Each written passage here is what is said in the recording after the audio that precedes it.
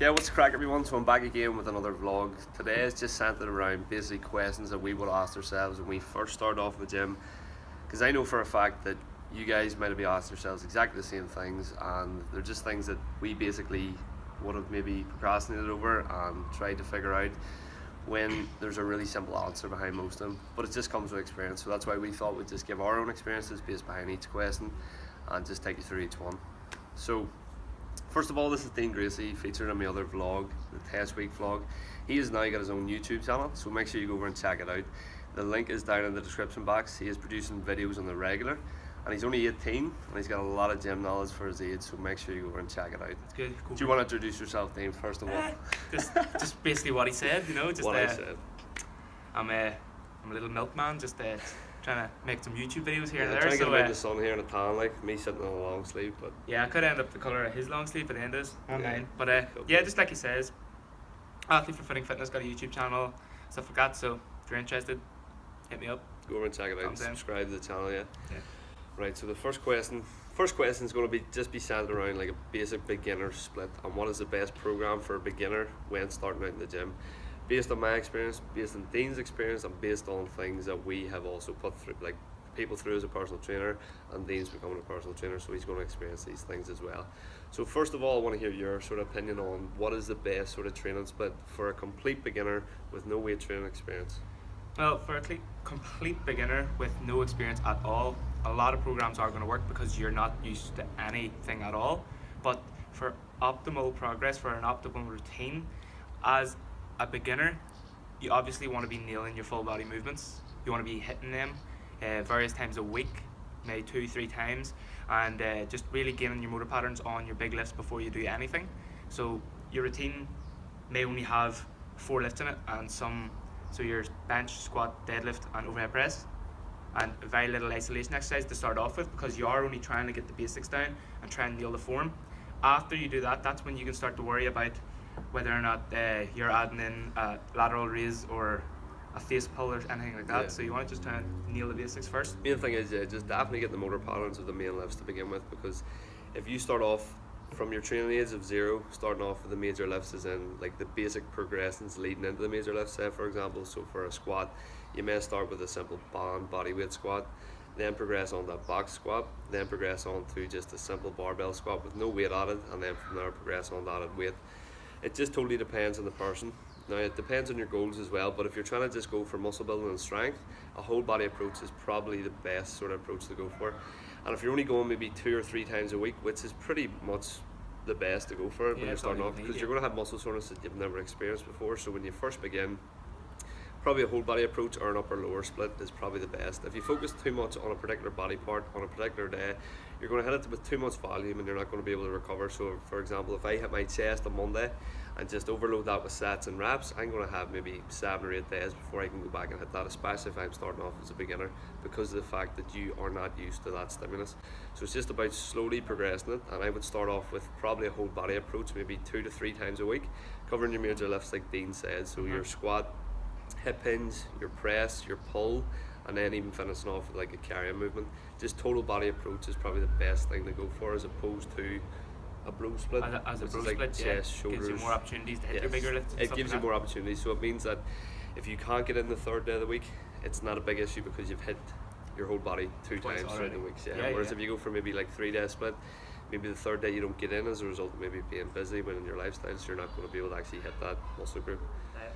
So the second one was based around like what would be the best diet for a beginner when starting out in the gym if you're trying to add muscle. So from our experiences, like with guys and stuff like that, you're trying to get bigger, you're trying to put on muscle in the right areas, so what should you be doing in order to actually put on that muscle? So from my own experience in regards to diet, like I have went through probably the supplement diet where all you take is basically supplements and shakes and blah blah blah, and then all I found was it was just a waste of money really. The main thing that you need to do in regards to like building muscle is actually being a calorie surplus. You hear this so many times, but it's a basic thing. Now that calorie surplus is just basically your maintenance calories. You work that out over a period of time of maybe tracking your food.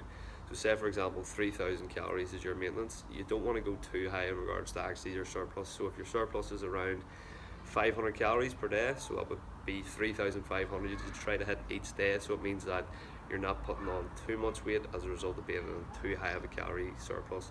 So just taking it nice and slow, and the main thing is a calorie surplus. Yeah, and like you said as well, whenever you're tracking it over the weeks yourself, you'll learn how much of a surplus you'll need, how little of a surplus you need. You know, you'll find out if 300 isn't working, you'll know by the scales. 400 isn't working, you up it. There's no, it's simple. If you're not gaining weight on a 500 calorie surplus, you're like, oh, but I'm in one. Yeah. Just up your calories. Yeah, if you're gaining too much, just lower them. And it's as simple as that. It's a result of you tracking progress through the scales as well and the mirror. So if you take maybe 3 weigh-ins a week and take the average weigh-in of that sort of weekly weigh-in, and you see progressively over the period of a month how much weight you put on, you're only looking maybe when you're first beginning you can put on a lot of weight. Yeah. That could be quality muscle if you've got a good program to begin with. So anywhere between 2 to 4 pounds you can start off with per month if you're a complete beginner. If you're more in the advanced stages of like an intermediate lifter, maybe £2 a month, half a pound a week maybe, and that would just dictate on your calorie surplus. Your calorie surplus is too high, you're just going to put on a lot of body fat and just basically a lot of water weight as a result of increasing your carbs mainly. But in regards to the diet for a beginner, just eat whole foods. Just don't focus too much on, there's no fat burning food, there's no muscle building food. It's just all about getting a good quality source of protein, good carbohydrate source and a good fat intake, and mixing it and varying your foods throughout maybe the week intake and hitting certain targets. That's the best thing. And all these sort of like mass gainers and stuff like that, yes, they may be used as a result if you do struggle to get food in, but the best thing is if you can actually eat whole solid food. Yeah, and as a beginner as well, beginners, even me myself, because I still am, like, they would stress so much over diet when it's so unnecessary to stress that much. If you're being smart about your diet and making little changes each week, you don't have to be straight bang on perfect. If you're making little changes each week, if you're upping your calories by 50 here and there, you're being smart about your food choices. You know, everything's not perfect, you're still going to make progress. It's still good. You don't have to sweat the small stuff. Okay, so the next sort of topic we want to touch on is just based around diet as well, but it's supplements. And just basically when people start off, this is the thing that maybe give a lot of people like headache when they first started off, thinking what have I to take in regards to the best supplement for fat loss, the best supplement for muscle building. And at the end of the day, supplements are just there to supplement your diet, and supplements are just basically there to add maybe 5% to your total diet, and that basically you getting hung up on everything around what is the best fat burner, what is the best supplement to buy for just increasing muscle size. It's just basically there to give you the little push at the end once you get everything else in place. The things that I would more or less advise people to begin with when they're first starting off supplements is a multivitamin. It just makes sense that if you're getting your micronutrients in, you're not going to be sick, you're going to be able to train, so as a result of that you'll make more progression. Fish oils, I'd say creatine for strength gains, whey protein if you find it hard to hit a protein target, and what else did you say? Pre-workout? And a pre-workout, it's in the name, supplement. It's there to supplement your diet, as you said, if you need more protein, or if you feel you want to have better workouts, or if you're in work all day, buy a pre-workout. It'll supplement your training, it'll help your training. Yeah, just pre-workouts there just generally for just caffeine intake, and that's more or less what it is. A pre-workout for me now would be like a coffee or like a Monster can, or sometimes I have taken pre-workout where it has just been basically the caffeine stimulant in it that more or less just gets you going from the cognitive side of things.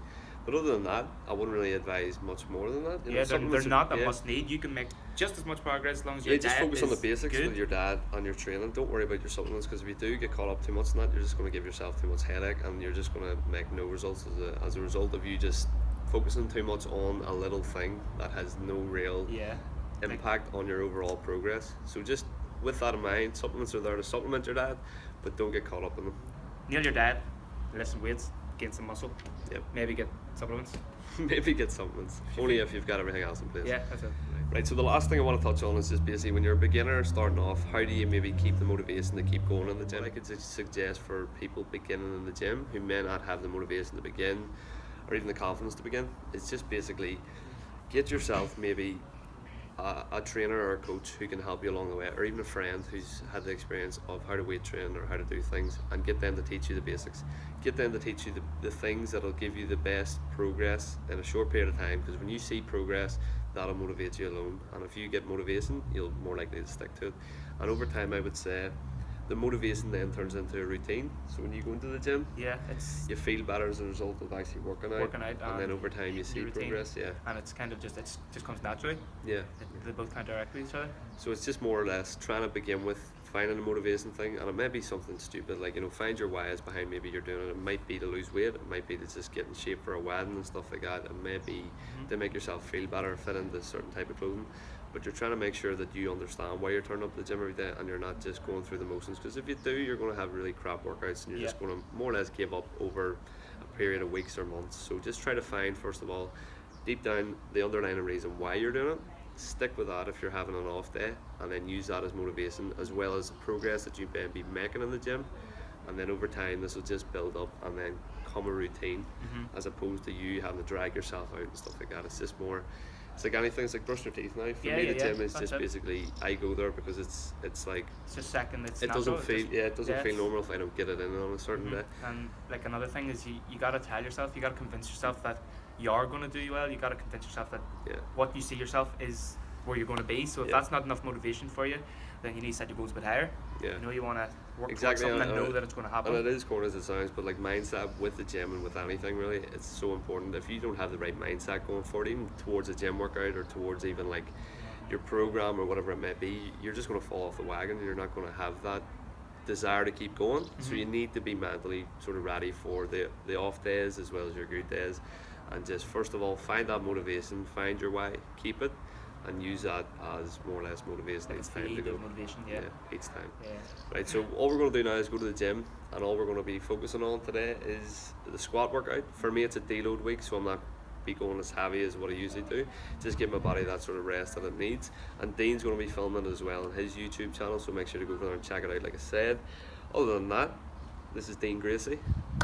Nice to meet you, folks. Yeah, but anyway, I just wanted to get a general chat about that. Going to go to the gym now and head a squat workout. That's it. Let's go gain some leg muscle. You can look all over the nation, but they ain't see. Can look all over, but no, you'll never find.